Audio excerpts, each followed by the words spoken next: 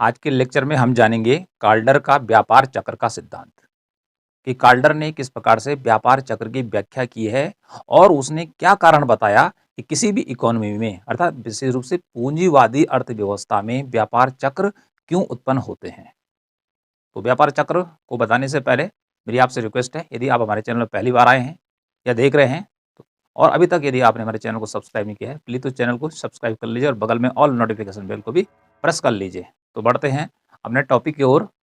Topic जैसे मैंने पहले बताया आपको कि जो आज हमने टॉपिक लिया है वो है निकोलस काल्डर का व्यापार चक्र का सिद्धांत, जिसको इंग्लिश में बोलेंगे काल्डर्स थ्योरी ऑफ ट्रेड साइकिल या इसी को बिजनेस साइकिल के नाम से जाना जाता है।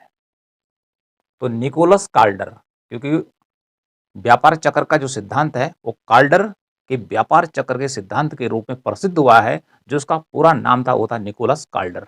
तो निकोलस काल्डर ने किस प्रकार से अपने व्यापार चक्र के सिद्धांत की व्याख्या की और क्या बताया उन्होंने कि किस कारण से किसी भी इकोनॉमी में पूंजीवादी अर्थव्यवस्था में व्यापार चक्र क्यों उत्पन्न होता है। तो उन्होंने कारण बताया निवेश और बचत में अंतर। यदि बचत और निवेश में अंतर आ जाता है तो इसी कारण से अर्थव्यवस्था में व्यापार चक्र उत्पन्न होते हैं। किस कारण से होते हैं? निवेश और बचत में अंतर। और जब इनका अंतर समाप्त हो जाएगा तो समझ लीजिए कि व्यापार चक्र का संकुचन होगा या फिर प्रसार होगा। लेकिन कारण मुख्य रूप से जान लीजिए कि व्यापार चक्र का कारण अकॉर्डिंग टू निकोलस काल्डर निवेश और बचत में अंतर। कि जब निवेश कभी ज्यादा होगा तो फिर बचत कम होगा, कभी बचत ज्यादा होगी तो कभी निवेश कम होगा। तो इस प्रकार से ये क्रियाएं अर्थव्यवस्था में लगातार चलती रहती हैं। और कुछ बिंदुओं को जान लेते हैं कि जिसके आधार पर उसने अपने सिद्धांत की व्याख्या की है। उसने अपने सिद्धांत की व्याख्या जो की है वह अरेखीय निवेश फलन और रेखीय बचत फलन, इस प्रकार से उसने दो फलन लिए हैं। एक लिया उसने निवेश फलन और दूसरा लिया है उसने बचत फलन। तो जो अरेखीय फलन, क्योंकि उसने non linear investment function and non linear saving function के द्वारा उसने अपने सिद्धांत को बतलाया है कि किस प्रकार से व्यापार चक्र उत्पन्न होते हैं और किस प्रकार से उनका अंत होता है, अर्थात कैसे प्रसार होता है, फिर कैसे संकुचन होता है, फिर कैसे प्रसार होता है। ओके, तो यहाँ पर शब्द देखिए और रेखीय, नॉन लीनियर, दोनों जगह। तो रेखीय और अरेखीय, रेखीय का उल्टा होता है और रेखीय। तो जो अरेखीय जो रेखा होती है तो उस रेखा टेढ़ी मेढ़ी जो रेखा होगी निवेश की, जो निवेश को बतलाएगी ग्राफ पर टेढ़ी मेढ़ी रेखा, वो रेखा हो जाएगी और रेखीय।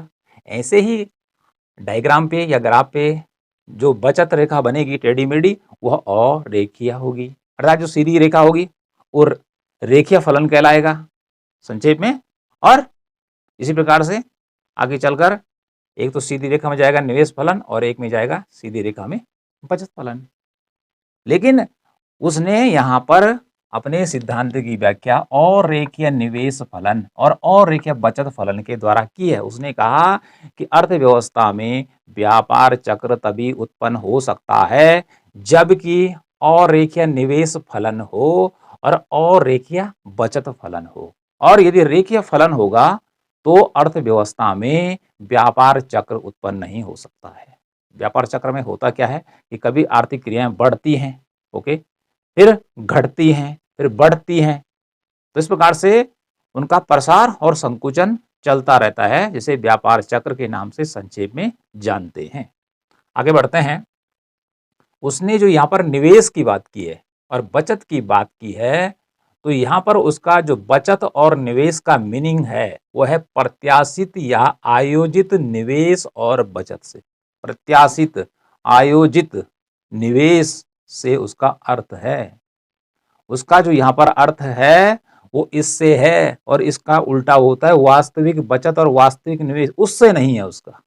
ओके, तो इसको याद रखना है कि उसका किस निवेश से अर्थ है प्रत्याशित आयोजित, या इसी को हम कहते हैं नियोजित आयोजित, यही बात कर रहा है नियोजित बचत या निवेश जो हो गया, या इसको कहेंगे planned investment and planned saving की बात की उसने, वास्तविक की बात नहीं की है। प्रत्याशित यदि हम निवेश की बात करेंगे, किसी अर्थव्यवस्था में प्रत्याशित निवेश की आशा है कि राष्ट्रीय आय जो है 500 रुपये बढ़ेगी, ठीक है, बढ़ेगी, ये तो आशा की है, उस की गई है, लेकिन बढ़ती है 300 रुपया। तो जो 300 रुपया बढ़िया वह वास्तविक निवेश होगा। 500 क्या है, प्रत्याशित है, जिसकी हमने आशा की है, प्लान बनाया है कि 500 रुपया हम इन्वेस्टमेंट करेंगे, 500 रुपये का निवेश करेंगे, और उसके बाद निवेश कितना हुआ, निवेश हुआ मात्र 300 रुपये का, तो ये वास्तविक हुआ।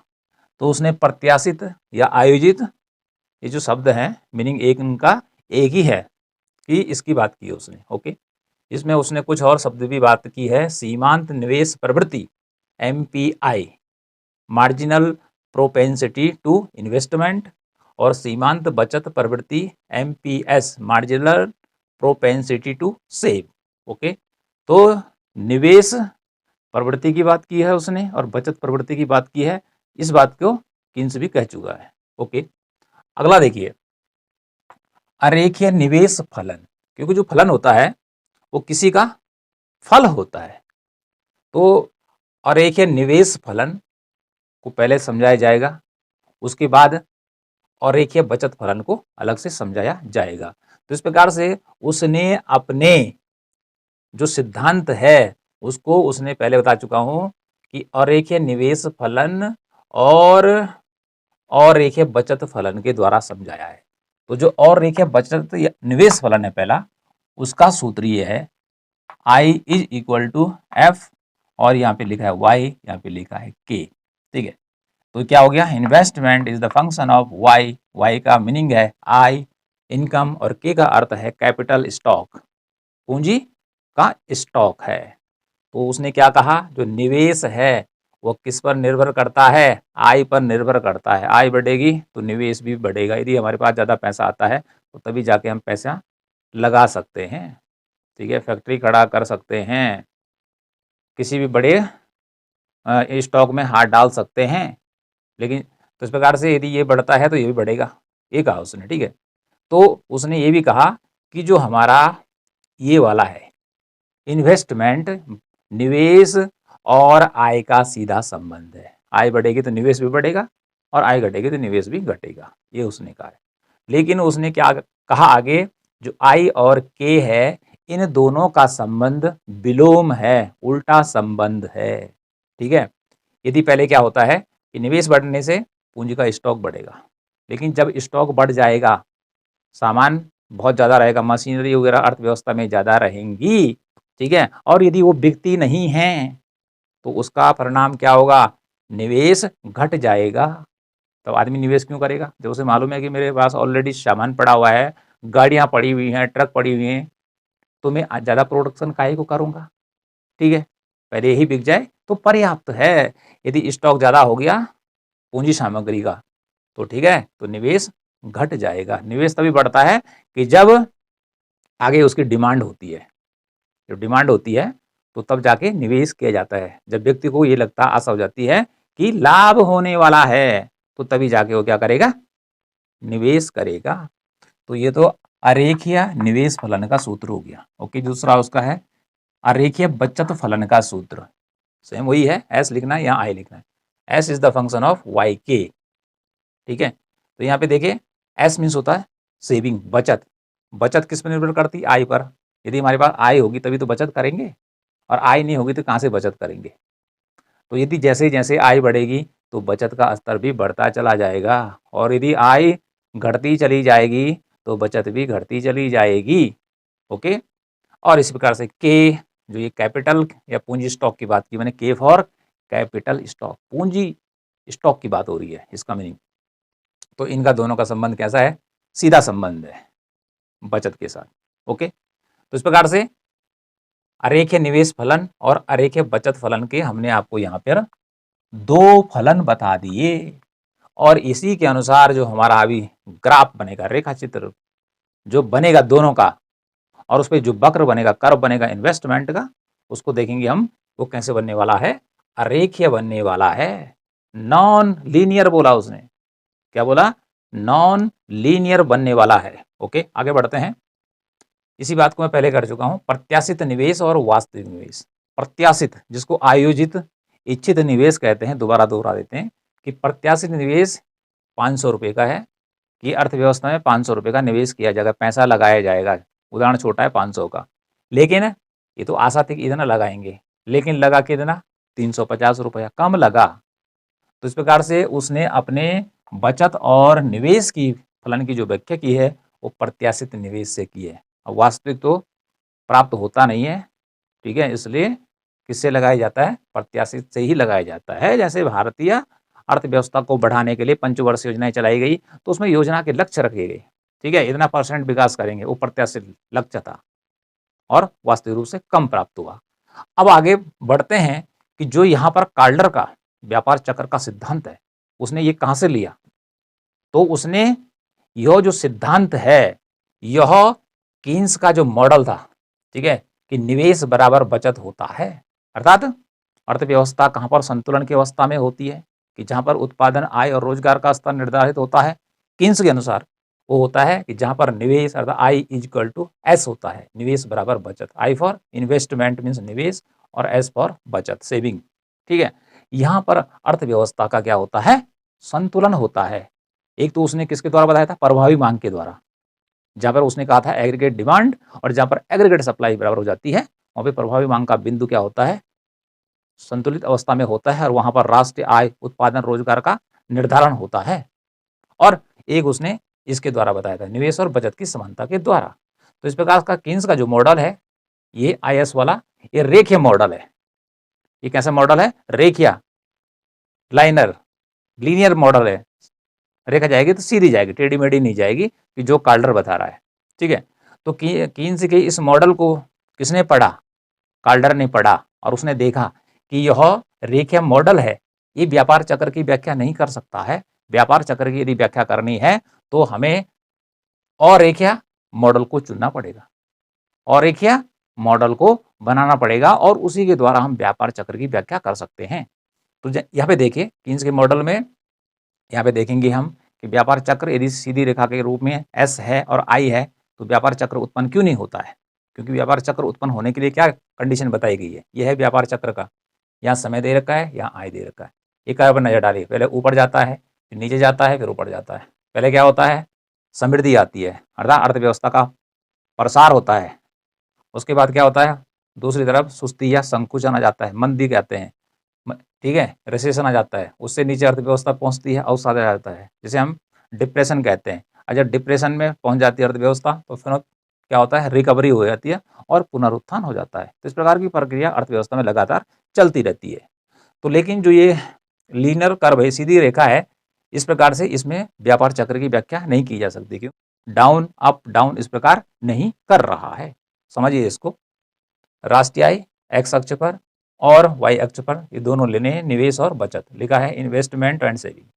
अब सीधी सी बात है, यहाँ से पहले क्या करिए, एक लाइन पटरी की सहायता से सीधी खींचिए, इस पे लिख दीजिए आई, आई का मीनिंग हो गया निवेश, यहाँ से ऊपर से उठाइए और एक लाइन यहाँ खींच दीजिए, ये हो गया एस, इसका मतलब हो गया बचत। तो कीन्स के अनुसार कहाँ पर राष्ट्रीय आय संतुलन की अवस्था में होगी, कि जहाँ पर एक दूसरे के बराबर हो जाएंगे, और यहाँ पर हमारी राष्ट्रीय आय निर्धारित हो गई, ठीक है। ये हो गया हमारा ए पॉइंट, यहाँ पर राष्ट्रीय आय या रोजगार उत्पादन का स्तर निर्धारित हो गया।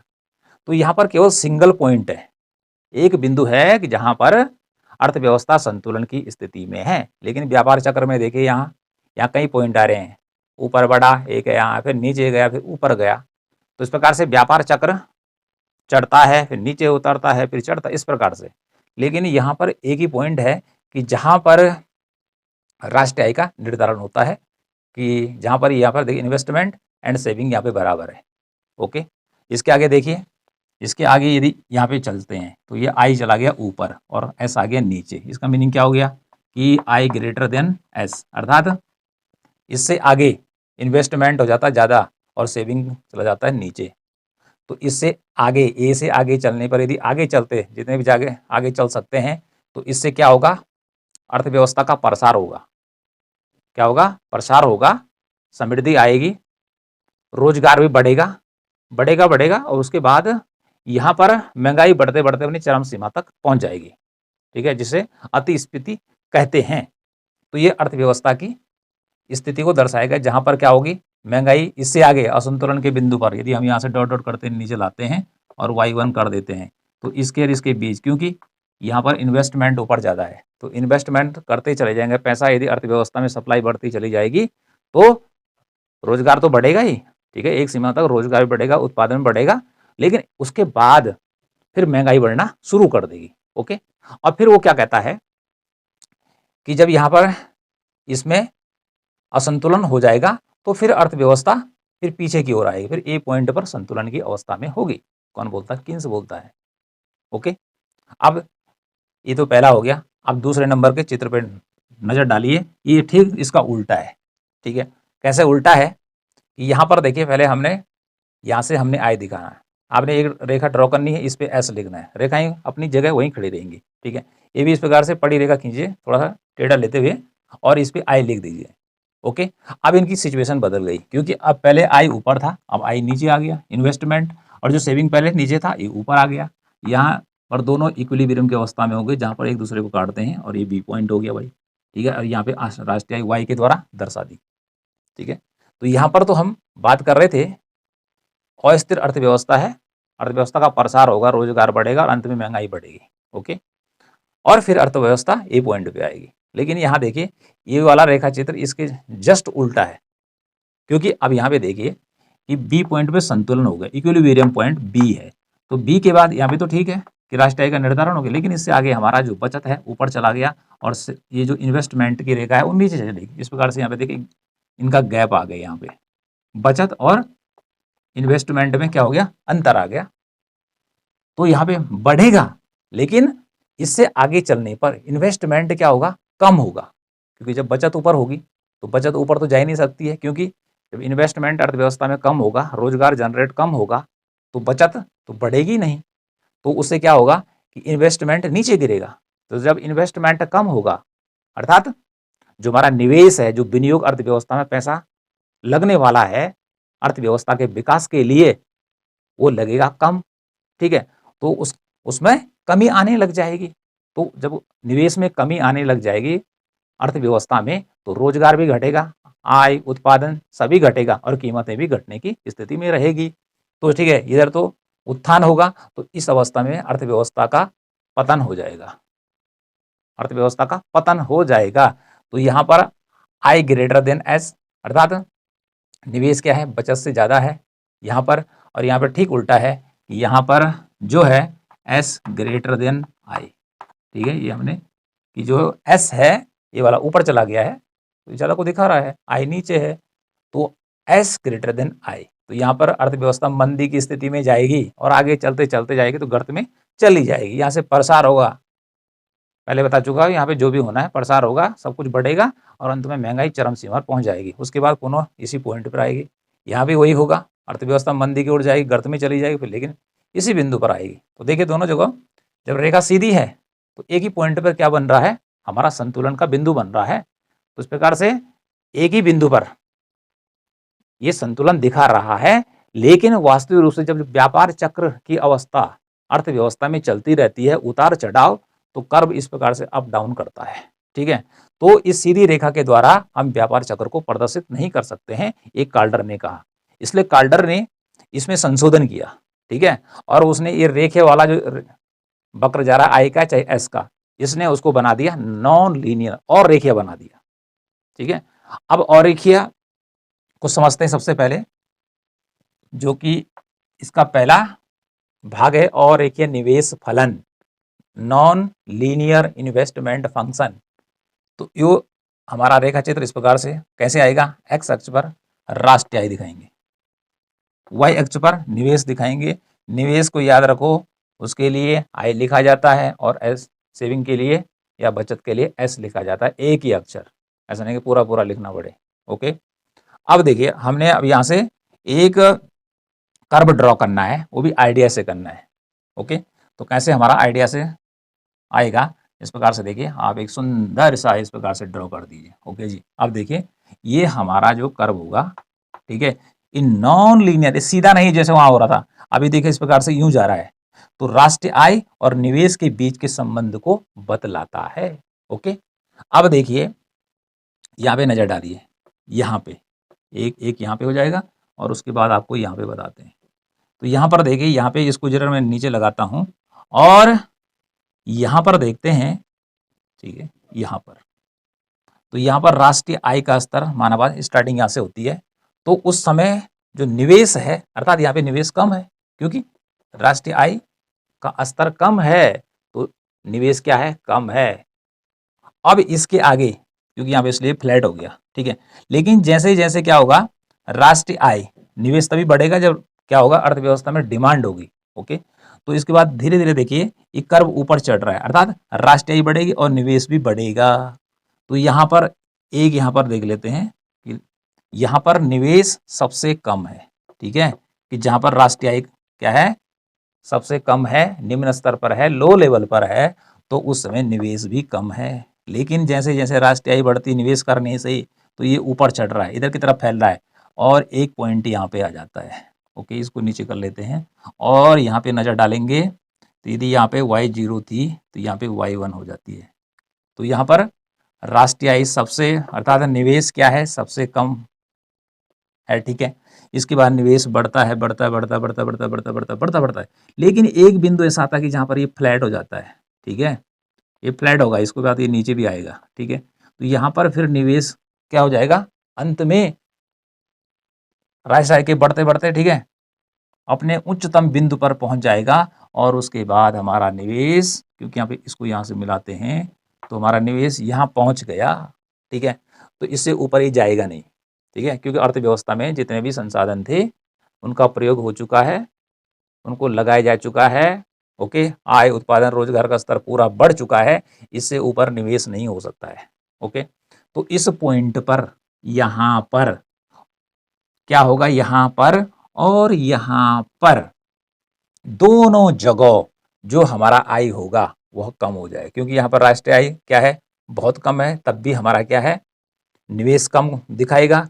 और जब यहाँ पर ऊपर टॉप पे पहुंच जाते हैं तो यहाँ पर भी निवेश कम हो जाएगा। कहाँ पे, पहले तो बढ़ रहा है, ओके जी, और यहाँ पर कम हो जाएगा टॉप में जाने के बाद, ठीक है।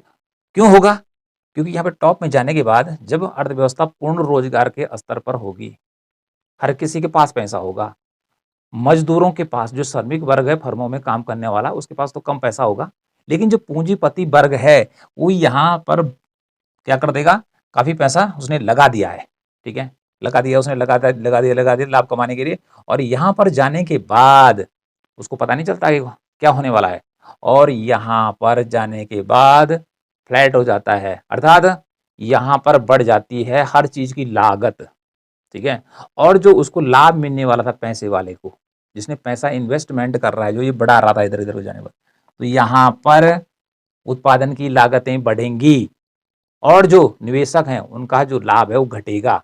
तो इस यहाँ पर राष्ट्रीय आय के निम्न स्तर पर और राष्ट्रीय आय के यहाँ पर उच्च स्तर, दोनों जगहों पर क्या होगा, हमारा जो निवेश है वह कम होगा, ठीक है, उसकी वैल्यू क्या होगी, कम होगी। ओके जी, जिसको हमने क्या कहा है, इसको कह रहे हैं MPI, यहाँ पे कम होगा और यहाँ पर भी MPI क्या होगा, कम होगा। MPI का अर्थ बता रखा है, क्या होता है MPI, सीमांत निवेश प्रवृत्ति, ठीक है, और बीच का जो स्तर है यहाँ पे सामान्य का स्तर होगा। ओके जी, अब MPI में प्रसार और संकुचन, अब इससे आगे यदि निवेश किया जाएगा तो निवेश का वक्र नीचे को क्या कहो, डाउनफॉल करेगा, नीचे को आएगा।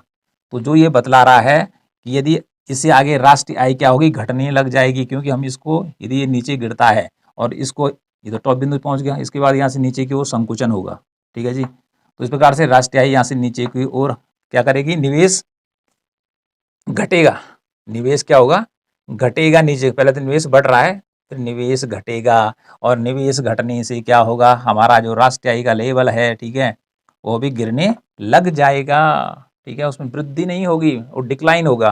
तो यहाँ से आगे क्या हो जाएगा, संकुचन, हो जाएगा, अर्थात हम कह सकते हैं उसको कि यहाँ से सुस्ती या इसी को कहते हैं मंदी, या यहाँ से रिसेशन शुरू हो जाएगा।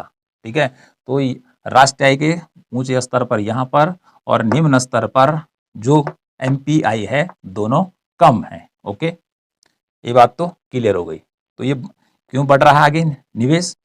क्योंकि निवेश इसलिए बढ़ रहा है क्योंकि जो व्यापारी है उनको लाभ हो रहा है, इसलिए वो पैसे को लगा रहे हैं। ठीक है, फैक्ट्री खोल रहे हैं, कोई मशीन बना रहा है। ऐसा नहीं है कि निवेश का अर्थ ये नहीं है कि हमें फैक्ट्री लगानी है। हमने कोई गाड़ी फैक्ट्री से खरीद दी और उस गाड़ी का हम यूज़ क्या करते हैं, सवारी ढोने में करते हैं और पैसा कमाते हैं, उसको भी निवेश कहते हैं। ठीक है, आपने एक कुदाल ले लिया, छोटी बात करते हैं, कुदाल ले लिया और उस कुदाल का आप प्रयोग क्या करते हैं, कृषि काम में करते हैं, खोदने के काम, और फिर आपका कृषि प्रोडक्ट बिकता है, तो कुदाल भी क्या है, एक प्रकार का निवेश है। ऐसा नहीं कि कुदाल की फैक्ट्री लगानी पड़ेगी। यदि सभी फैक्ट्री लगाने लग जाएंगे तो लेगा कौन? ओके, तो कोई भी सामग्री यदि आप मार्केट से लेते हैं और उसके बदले फिर आप आगे पैसा कमाते हैं तो उसे कहते हैं निवेश। ठीक है, जैसे हमने सिलाई मशीन ली, ओके, 1500 में हमने सिलाई मशीन ली, उसके बाद हमने कपड़े सिलने का काम करना शुरू कर दिया, तो वो जो मशीन हमने ली वो निवेश है, क्योंकि उसके द्वारा हम पैसा कमा रहे हैं। ठीक है, फैक्ट्री लगाने की जरूरत नहीं है, जो फैक्ट्री लगा रहा है उसका भी निवेश ही है। आपने भी खरीदा, अभी पैसा कमा रहे हैं, वो भी निवेश है। और जिसने फैक्ट्री लगाई वो भी, उसका काम ही पैसा कमाना है, लाभ कमाना है, वो भी निवेश है। ओके जी, ये तो बात क्लियर हो गई। ठीक है, निवेश के बारे में, ये तो निवेश फलन हो गया हमारा। इससे आगे होगा क्या कि राष्ट्रीय आय का पतन होना लग जाएगा और निवेश घटने लग जाएगा। जैसे ही निवेश घटना शुरू हो जाता है तो अर्थव्यवस्था में मंदी की स्थिति शुरू हो जाती है, जिसे संकुचन कहते हैं। ओके, लेकिन हम इसको पहले समझ गए हैं, उसके बाद इसको समझेंगे। ऐसा नहीं कि इसी के द्वारा हमने क्या कर दी, काल्डर के व्यापार चक्र का सिद्धांत पूरा हो गया। ये तो उसका एक हाथ हुआ और रोटी पकाने के लिए दोनों हाथों की जरूरत पड़ेगी। तो अभी इसको समझेंगे, अब इसको समझेंगे। ठीक है, अब हमारा वही है कि सेम इस पे वो रहेगा, इस पे वो रहेगा, बार बार बताने की जरूरत नहीं है। अब ये जो वक्र था हमारा आय का, इन्वेस्टमेंट का, इसका ठीक उल्टा यहाँ पे ये बनेगा। अब देखो कैसे बनता है, बहुत सुंदर सा वक्र बनेगा, इस पर ध्यान से देखिए। और ये वक्र बन गया किसका, सेविंग का। कौन सी सेविंग की बात की उसने, और रेखीय बचत फलन। और रेखीय बचत फलन का सूत्र यहाँ पे लिखा हुआ है। तो और रेखा, जो इस प्रकार की रेखा होती है टेढ़ी मेढ़ी, उसे और रेखा कहते हैं, नॉन लीनियर कर्व कहेंगे। अब देखिए यहाँ पे भी नजर डालते हैं, अब बचत की बात करते हैं। यहाँ पे देखिए, इसको यहाँ से मिलाते हैं यहाँ और इसको मिलाते हैं यहाँ, तो यहाँ पर राष्ट्रीय आय अर्थात वाई के द्वारा हम राष्ट्रीय आय को दिखा रहे हैं। तो यहाँ पर राष्ट्रीय आय का स्तर क्या है, बहुत कम है। ठीक है, यहाँ पर तो हमारी बचत क्या होगी, इतनी बचत होगी, बचत क्या होगी, कम होगी। अब जैसे जैसे क्या होता है कि राष्ट्रीय आय बढ़ती है, ठीक है, इंक्रीज करती है, राष्ट्रीय आय बढ़ती बढ़ती बढ़ती है, बढ़ती किससे, राष्ट्रीय आय इस निवेश से बढ़ेगी, तो लोगों की क्या होगी, बचत करना शुरू कर देंगे ज़्यादा। जैसे जैसे इनकम बढ़ेगी, ठीक है, ये बीच का बिंदु हो गया, ठीक है, इसको हम y1 ये हो गया, और बढ़ते बढ़ते यहाँ तक पहुँचेगी, यहाँ पे देखिए, और ये हमारा y2 हो गया। कि जैसे जैसे राष्ट्रीय आय बढ़ेगी, यहाँ से बढ़ी तो यहाँ, इसको यहाँ मिलाएंगे तो बचत बढ़ जाएगी, और जो टॉप लेवल पर यहाँ पहुँच जाएगी हमारी, यहाँ एस, यहाँ पे, तो यदि हम इसको यहाँ पर एस हो गया, ये हमारा S0 और ये हमारा S1 और ये S2 हो गया। तो जैसे जैसे राष्ट्रीय आय बढ़ रही है, ठीक है, ये निम्न है, ये बीच का बिंदु है, यहाँ पे सामान्य है, और यहाँ पर हमारी बचत बढ़कर अधिकतम हो जाती है। यानी कि अर्थव्यवस्था की जो बचत होती है वो सबसे ज़्यादा हो जाती है, बढ़ते बढ़ते बढ़ते बढ़ते। ठीक, क्यों, जैसे जैसे पहले इनकम बढ़ती है, इनकम बढ़ती बढ़ती बढ़ती है, तो व्यक्ति का खर्चा फिर कम हो जाता है। जितनी चीज़ें हैं वो सब ले चुका है, पहले पहले तो बहुत खर्चा बढ़ेगा उसका, जब उसके पास पहले इनकम आए, कई सपने देखेगा, गाड़ी लेगा, बंगला लेगा, कार लेगा, हर चीज़ देगा, ठीक है, जो उसको दिखाई दे रहा है सब कुछ लेगा। लेकिन जैसे जैसे उसकी इनकम बढ़ती जाएगी, यदि मुकेश अंबानी की बात कर ले हम, तो जितना वो कमाता है क्या सब खर्च कर देता होगा क्या? ये बिल गेट्स जितना कमाता है सब खर्च कर देता है? अरे कितना खाएगा, कितना पिएगा, कितना ऐशो आराम करेगा, ठीक है, तो उसके बाद उसकी बचत बढ़ जाती है। तो उसके बाद इसलिए बचत बढ़ गई, क्यों, इसकी तुलना किससे कर रहे हैं हम, राष्ट्रीय आय से कर रहे हैं, कि जैसे जैसे राष्ट्रीय आय बढ़ रही है, राष्ट्रीय आय मीन्स जितने देश में लोग रहते हैं उनकी आय बढ़ रही है, तो बढ़ती जाएगी। लेकिन यहाँ पे आय किसकी बढ़ेगी, ज़्यादा बढ़ेगी पूंजीपतियों की, और श्रमिकों की कम बढ़ेगी, क्योंकि पूंजीपतियों को ज़्यादा बढ़ेगी, वो तो मालिक है ना, तो मालिक की ज़्यादा बढ़ेगी, और जो लेबर है उनकी दिहाड़ी कम होती है उनकी कम बढ़ेगी, लेकिन बढ़ेगी। और यहाँ पर जाने के बाद ये क्या हो जाएगी, उच्चतम बिंदु को छूने के बाद अब इसके बाद सेविंग नहीं बढ़ेगी, इसके बाद सेविंग नहीं बढ़ेगी। अब इसके बाद यदि सेविंग यहाँ पर राष्ट्रीय आय जब सबसे कम है तो सेविंग सबसे कम, ठीक है, और जब राष्ट्रीय आय सबसे ज़्यादा है तो सेविंग भी सबसे ज़्यादा है। ओके, अब इससे आगे सेविंग नहीं बढ़ेगी। और यदि अब क्यों नहीं बढ़ेगी, अब ये सेविंग का कर्व पीछे हो जाएगा ऐसा उल्टा। अब सेविंग इसको हम नीचे मिलाएंगे तो ये राष्ट्रीय आय को घटाने का पीछे का काम करेगा। अगर राष्ट्रीय आय घटेगी तो सेविंग भी घटेगी, इस प्रकार से मुड़ जाएगा और अर्थव्यवस्था क्या हो जाएगी, संकुचन की स्थिति में चली जाएगी, रिसेशन में चली जाएगी। रिसेशन जिसको कि हम यहाँ पे सुस्ती भी लिखा है, इसको सुस्ती या मंदी भी कहते हैं उसको, इंग्लिश में भी बताना पड़ रहा है, हिंदी में बता रहे हैं।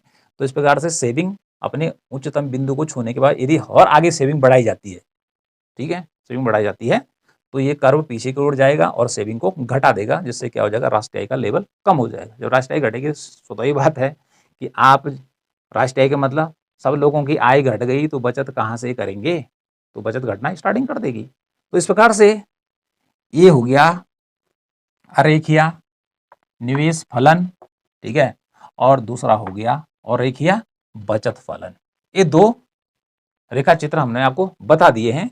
अब इसके बाद हम क्या करेंगे कि इन दोनों रेखा चित्रों को, ठीक है, ये तो मैंने जो खींचे हैं इस प्रकार से बताने के लिए कि जिससे कि समझ में आ जाए, समझ रहे हैं, जो आपने किताब में देखा हो तो सीधे ड्रॉ कर रखा है, ठीक है, ड्रॉ कर रखा है, लेकिन ये थोड़ी बताया गया है कि क्या क्या बदला रहा है, उसका वर्णन जरूर कर रखा है, लेकिन हमने आपको यहाँ पे बता दिया है। तो अब इसके बाद इन दोनों रेखा चित्रों का, क्योंकि इसका और इस दोनों का मेल करने के बाद ही पता चलेगा कि व्यापार चक्र कहाँ पे प्रसार हो रहा है, अर्थात व्यापार कहाँ पे बढ़ रहा है और कहाँ पे घट रहा है। अब हम इस रेखा चित्र पर, अर्थात एक ही रेखा चित्र पर, अर्थात आय को भी दिखाएंगे और एस को भी दिखाएंगे, अर्थात हम निवेश और बचत दोनों को दिखाएंगे। अर्थात दो रेखा चित्र जो मैंने पीछे भी बनाए थे तो उनको हम एक साथ जोड़ेंगे और पता लगाएंगे कहाँ पर व्यापार चक्र उत्पन्न हो रहा है, ठीक है, और कौन कौन से पॉइंट बनेंगे इसको हम यहाँ पे देखेंगे। तो नीचे वाला जो हमारा एक्सिस है इस पे नेशनल इनकम रहेगा। अब हमारा निवेश और बचत दोनों एक साथ इस पे आएंगे।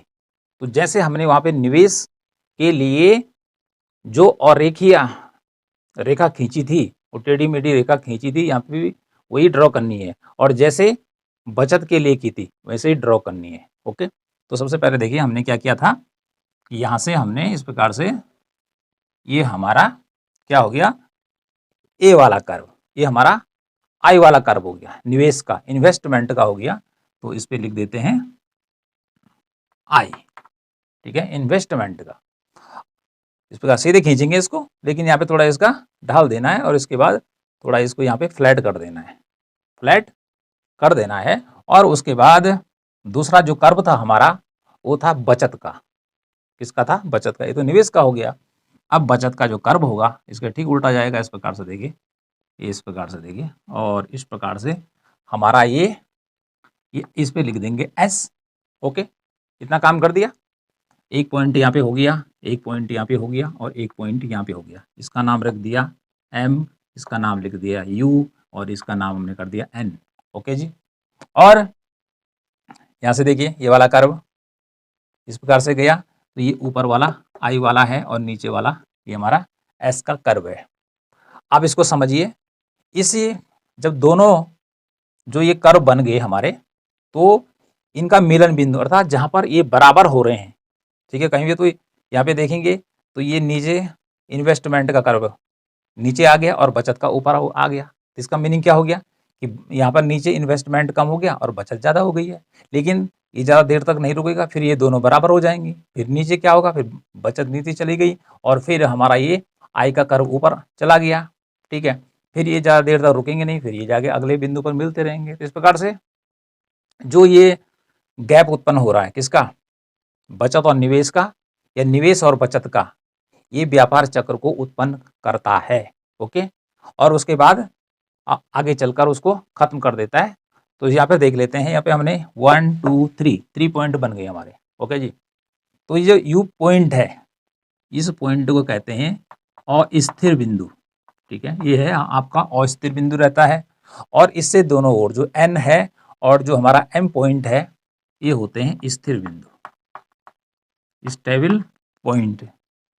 ये वाला, इसको मैंने स्थिर लिख दिया, स्थिर बिंदु, आप स्थिर बिंदु लिख लेंगे, और ये हमारा हो गया अस्थिर बिंदु। तो इस प्रकार से देखिए U के दोनों ओर N और M के रूप में दो स्थिर बिंदु हैं, जबकि बीच का जो पॉइंट है यह U नाम दिया मैंने इसको, तो यह अस्थिर पॉइंट है। ठीक है, अब देखिए यहां से नजर डालिए, यहां पर जो है ये इन्वेस्टमेंट की रेखा है, तो यहां पर इन्वेस्टमेंट यदि ऊपर आ गया तो ज्यादा है, और इसके नीचे चला गया कौन, बचत का, तो बचत हो गई कम। ठीक है, अब ये क्या कहता है कौन, काल्डर, कि यदि ये वाले पॉइंट में अर्थव्यवस्था में कोई हलचल होती है, कोई डिस्टरबेंस पैदा होता है अर्थव्यवस्था में, तो इससे आगे क्या होगा कि जो ये गैप बना है कि नीचे चला गया आपका बचत का कर्व और ऊपर हो गया निवेश, बचत में जो अंतर हो रहा है। ठीक है, यहां से ये बिंदु आगे की ओर बढ़ेगा, अर्थात यहां से प्रसार होगा, इसके नीचे राष्ट्रीय बढ़ेगी, क्योंकि राष्ट्रीय से इसको हम जोड़ रहे हैं। ओके, तो ये ऊपर की ओर बढ़ रहा है और नीचे की ओर चला गया है, तो ये अस्थिर बिंदु है, तो प्रसार की स्थिति है। ठीक है, यदि हम यू से एन की ओर चलेंगे तो अर्थव्यवस्था प्रसार की अवस्था में है, प्रसार की अवस्था में है, अर्थात प्रोस्पेरिटी है, बूम आ रहा है इकोनॉमी में। ठीक है, रोजगार, आय, उत्पादन बढ़ रहा है।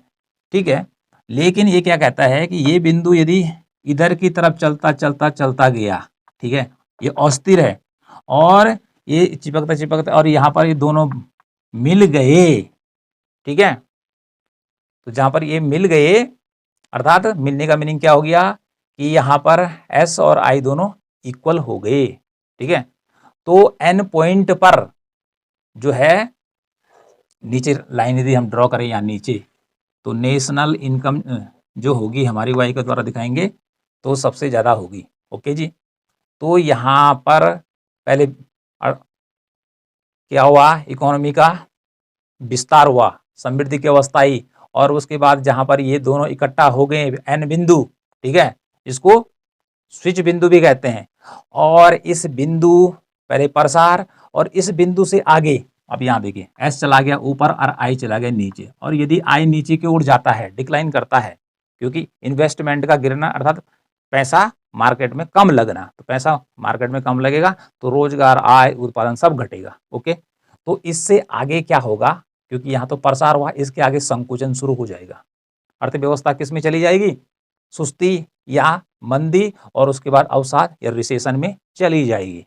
ओके, इससे आगे क्योंकि यहाँ पर एस हो गया ज़्यादा और आई हो गया कम, तो एस ऊपर जाएगा, अरे एस ऊपर जाएगा तो फिर ये पीछे पीछे को टर्न करेगा। ठीक है, जो नेशनल इनकम को घटाने का काम करेगा, तो पैसा कहाँ से बचेगा, तब बचत भी कम हो जाएगी, जब इन्वेस्टमेंट कम होगा तो बचत भी कम होगी। तो इस बिंदु से आगे इधर, ठीक है, इधर की तरफ अर्थव्यवस्था संकुचित होगी, जिसे हम कहते हैं रिसेशन की स्थिति होगी, उसके बाद डिप्रेशन की स्थिति होगी। ठीक है, और उससे भी आगे बढ़ता है तो फिर रिकवरी स्टार्ट हो जाएगी। तो इसने क्या बोला, पहले आगे की तरफ जाएगी संकुचित, फिर अर्थव्यवस्था में क्या होगा, पुनरुत्थान, रिकवरी की अवस्था शुरू होगी, और उधर से अर्थव्यवस्था फिर इस बिंदु पर आकर क्या हो जाएगी, संतुलन की अवस्था में आ जाएगी। ओके, अगला देखते हैं, क्योंकि ये तो स्थिर बिंदु है, तो इधर जाने पर क्या हो रहा है, संकुचन हो रहा है। अब इसको देखते हैं कि पहले हमने कहा इधर को बढ़ा, अब ये यू जो होता है यहाँ से हटकर धीरे धीरे यहाँ की ओर चलता है। ठीक है, और यहाँ पर इधर की ओर चलने का मतलब हो गया यहाँ से यहाँ ये हटता है, तो इसका मतलब है यहाँ पे राष्ट्रीय आय इतनी है जी, ये वाई 0, ये वाई 1 हो गया, और यहाँ पे पहुँचते हैं तो यहाँ पहुँचते पहुँचते हमारी राष्ट्रीय आय जो हो जाएगी काफ़ी घट जाएगी। तो अर्थव्यवस्था का इधर की तरफ क्या होगा, संकुचन होगा, संकुचन होगा। संकुचन होने का अर्थ क्या बोला कि अर्थव्यवस्था में सुस्ती, मंदी की स्थिति उत्पन्न होगी। ओके, और यहां तक पहुंचेगी इस बिंदु पर, स्विच पॉइंट पर। ओके, और फिर इधर के उसके बाद इधर को और आगे चलती है तो क्या होगा, वही संकुचन चलता रहेगा आगे इधर, अर्थव्यवस्था सिकुड़ेगी, मंदी आएगी, लेकिन मंदी को दूर करने के लिए फिर इकोनॉमी में फिर क्या होगा, पुनरुत्थान शुरू होता है, क्योंकि हम स्टेज पहले ही पढ़ा चुके हैं। तो फिर पुनरुत्थान या उसको कहते हैं रिकवरी अर्थव्यवस्था में शुरू हो जाएगी, यानी कि अर्थव्यवस्था का गिरने का भी एक स्तर होगा, एक स्तर से नीचे अर्थव्यवस्था नहीं जा सकती है। ओके जी। तो अर्थव्यवस्था इधर फिर क्या होगी, पतन की ओर जाएगी, संकुचित होगी इधर की तरफ। लेकिन फिर उसके बाद कुछ इकोनॉमिक या आर्थिक गतिविधियां शुरू होंगी, फिर अर्थव्यवस्था में क्या होगा, इधर से वही फिर आई बढ़ेगा धीरे धीरे, फिर एस बढ़ेगा और फिर अर्थव्यवस्था पुनर्उत्थान की ओर जाएगी। तो इस प्रकार से ये वाला पॉइंट और ये वाला जो पॉइंट है ये स्थिर पॉइंट मान लिए गए हैं, ठीक है। और बीच का पॉइंट ऊपर भी जा सकता है और नीचे भी जा सकता है। ओके जी। लेकिन दीर्घकाल में जो यहाँ पर एम पॉइंट है, ये वाला पॉइंट है, ये भी स्थिर नहीं रहता है। ओके, स्थिर नहीं रहता है। इसकी इधर उधर जाने पर अर्थव्यवस्था का संकुचन होगा, अर्थव्यवस्था सिकुड़ेगी, आय उत्पादन रोजगार सब कम होगा, ठीक है। और अर्थव्यवस्था किस में चली जाएगी, रिसेशन या डिप्रेशन में चली जाएगी, मंदी या अवसाद में जाएगी। और इधर की तरफ भी अवसाद और मंदी में जाएगी। लेकिन उसके बाद पुनः क्या होगा, अर्थव्यवस्था में पुनरुत्थान शुरू होगा और अर्थव्यवस्था फिर प्रसार की ओर बढ़ेगी और इधर से भी उधर की जाएगी असंतुलन फिर। लेकिन पूरा ये एरो जो हमने बना दिया तो फिर अर्थव्यवस्था आएगी और संतुलन की अवस्था को प्राप्त कर लेगी। और जो हमारा क्लियर पिक्चर बनेगा या जो अरेखीय चित्र बनेगा, पहला वाला ऐसा बनेगा, ठीक है, दूसरा वाला ऐसा बनेगा। जो पहले हमने आपको समझाया था, ठीक है, वो तो हमने डिटेल में बताने के लिए किया था कि ऐसा ऐसा क्यों हो रहा है, इसका मीनिंग क्या है, इसका मीनिंग क्या है। तो ये फाइनल निवेश का है, ठीक है जी। और ये फाइनल जो रेखा चित्र है ये बचत का है, फेयर वर्क। ओके जी। और उसके बाद दोनों को हमने यहाँ पर मिला दिया, ये फेयर वर्क हो गया कि जो कि हमें व्यापार चक्र के बारे में बतलाने का काम कर रहा है। तो इस प्रकार से वीडियो का पहला पार्ट है। अगले पार्ट में हम कार्डलर का जो यह व्यापार चक्र का सिद्धांत है उसको आगे बढ़ाएंगे।